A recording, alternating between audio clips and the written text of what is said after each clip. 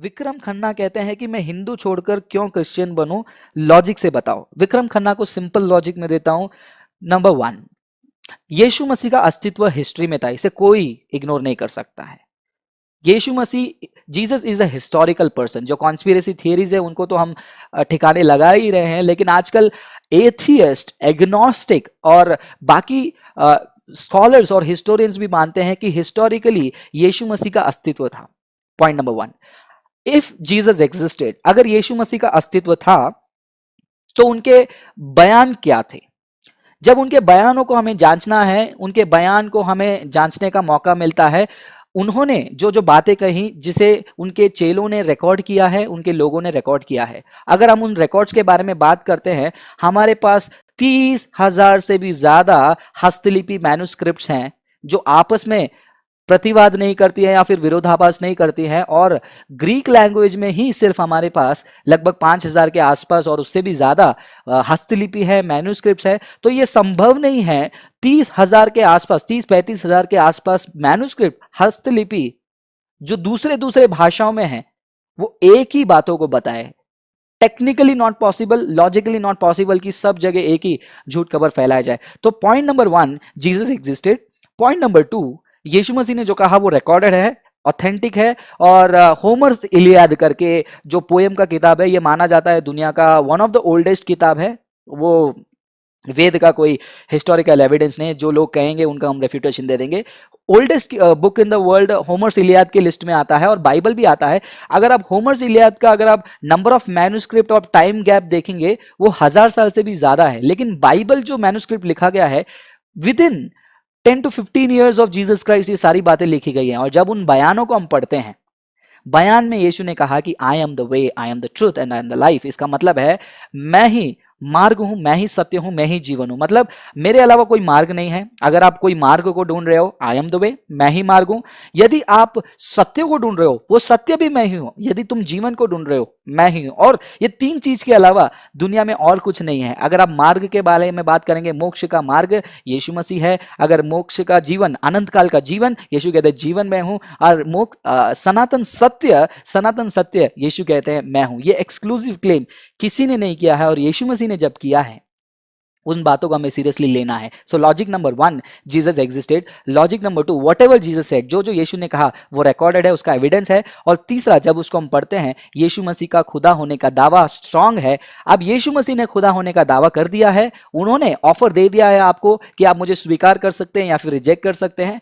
Choice आपका है, आपको रिजेक्ट करना है, रिजेक्ट कर सकते हैं, एक्सेप्ट करना है, कर सकते हैं। लेकिन एक बात याद रखिए, यदि हमने जो कहा वो सच निकला, न्याय के दिन कोई भी रोना धोना नहीं, कोई भी सवाल का जवाब नहीं। आप खुद लज्जित होकर खड़े हो जाएंगे कि मुझे मौका मिला, इस मौके को मैंने गवा दिया है। If what we say is true, remember it is going to have eternal consequences. यदि हम क्रिश्चियन जो बयान कर रहे हैं ये सच निकला, जो कि है वाकई में, और जो लोग नहीं मान रहे उनको कह रहा हूं, इफ इट इज ट्रू, उसका कॉम्प्लिकेशन क्या है, आपके अनंत काल का जीवन दाव पे लग जाएगा। कुछ लोग कहते हैं ये नर्क का डर दिखाकर लोगों को कन्वर्ट करते हैं, नर्क का डर दिखाकर लोगों को यीशु के पास लेकर आते हैं। मैं एक छोटा सा उदाहरण देता हूं।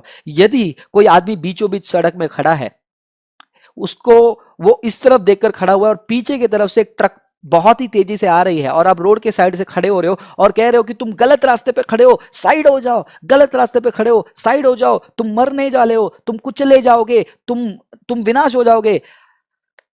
लेकिन जो बीच में खड़ा हुआ व्यक्ति है, वो चिल्लाने वाले को देखकर कह रहा है, जाहिल इंसान, तेरी ये हिम्मत, तू मुझे कहता है कि मैं गलत जगह पे खड़ा हूं, हाउ डेयर यू। बिकॉज जो व्यक्ति खड़ा है वो सामने देख रहा है लेकिन पीछे नहीं देख पा रहा है। हिस्ट्री में, यानी कि पीछे क्या हुआ है वो लोग नहीं जानते हैं। वो सिर्फ आज बैठकर बेबुनियाद बातें करते हैं।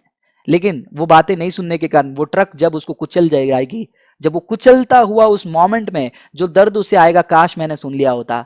इस दर्द के इस मोमेंट में कोई पहुंच ना जाए, इसलिए हम सुसमाचार बांटते हैं। दूसरा उदाहरण मैं आपको बताना चाहूंगा, क्या ये डर को फैलाना है? यदि कोई बीच रोड में खड़ा है, उसको ट्रक आने का वार्निंग दे रहे हैं, तो ट्रक कुछ नहीं है, जो आ रहा है वो जजमेंट का वार्निंग हम दे रहे हैं। यदि ट्रक का वार्निंग देना डराना है, तो हाँ, मैं मानता हूं कि नरक के बारे में हम डरा रहे हैं। अगर ट्रक का वार्निंग देना है वो डराना नहीं है, तो हम भी डरा नहीं रहे हैं, हम केयर कर रहे हैं और वार्न कर रहे हैं। यदि किसी की झोपड़ी जल रही है, उसको जोर से चिल्लाना कि तेरी झोपड़ी जल रही है, तू भी जल जाएगा, ये डराना है या उसको बचाना है? सेम चीज हम यही कह रहे हैं कि जब न्याय का दिन होगा, सारा सेल्फ राइचियसनेस जल जाएगा, और उसी की वार्निंग हम दे रहे हैं। स्वीकार करें या ना करें, चॉइस आपका, क्योंकि you are created in the image of God. परमेश्वर ने आपको अपने स्वरूप में बनाया है, मतलब आपको चुनने का अधिकार है। सोचिए और चुनिए, समय बहुत कम है, यीशु बहुत जल्दी आने वाला है। This is the logic, I will give it to you. चलिए अगले कमेंट्स की ओर मैं चलता हूं। विक्रम खन्ना के इस कमेंट के बाद हम